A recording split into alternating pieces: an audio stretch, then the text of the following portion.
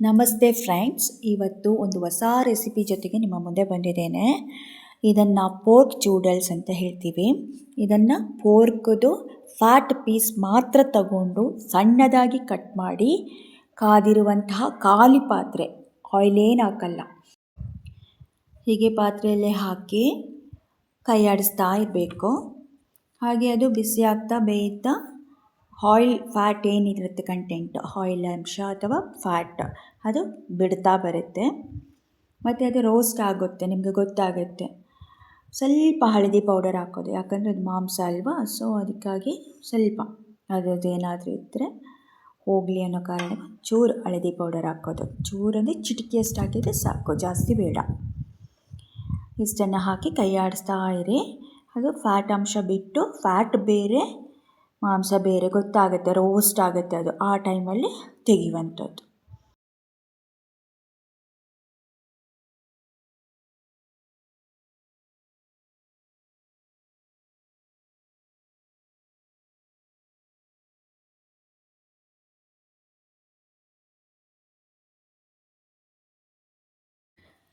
ನನ್ನ video like, share and subscribe ಮಾಡಿಕೊಂಡು ನನ್ನ ಚಾನೆಲ್ಗೆ ಸಪೋರ್ಟ್ ಮಾಡಿ ಫ್ರೆಂಡ್ಸ್. ಇದು ಬೇಯ್ತಾ ಇರಲಿ ಫ್ರೆಂಡ್ಸ್. ಈಗ ನಾವು ಖಾರ ರೆಡಿ ಮಾಡುವ. ಇಲ್ಲಿ ನಮ್ಮ ಮನೇಲಿ ಗಾಂಧಾರಿ ಮೆಣಸಿಲ್ಲದಕ್ಕೆ ಗ್ರೀನ್ ಚಿಲ್ಲಿ ತೊಗೊಂಡಿದ್ದೀವಿ ಫ್ರೆಂಡ್ಸ್. ಗ್ರೀನ್ ಚಿಲ್ಲಿ ಉಪ್ಪು ಹಾಕಿ ಗ್ರೈಂಡ್ ಮಾಡ್ಕೊಳ್ಳೋದಷ್ಟೆ. ನೋಡಿ, ಇಲ್ಲಿ ರೆಡಿ ಆಯ್ತು.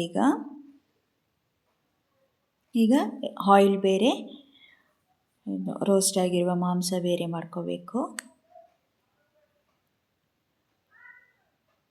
ನೋಡಿ, ಇಷ್ಟೊಂದು ಆಯಿಲ್ ಸಿಕ್ತು ನಮಗೆ.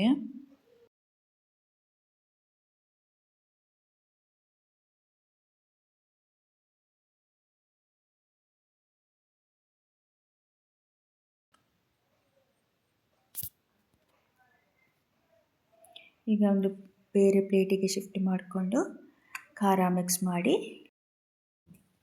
ಲೆಮನ್ ಜ್ಯೂಸ್ ಹಾಕಿ ಮಿಕ್ಸ್ ಮಾಡಿದರೆ ರೆಡಿ ಟು ಸರ್ವ್. ಚೆನ್ನಾಗಿರುತ್ತೆ ಫ್ರೆಂಡ್ಸ್ ತಿನ್ನೋಕ್ಕೆ. ನೋಡಿ, ನಮ್ಮ ಚಾನೆಲ್ ನೋಡಿ ಸಪೋರ್ಟ್ ಮಾಡಿ.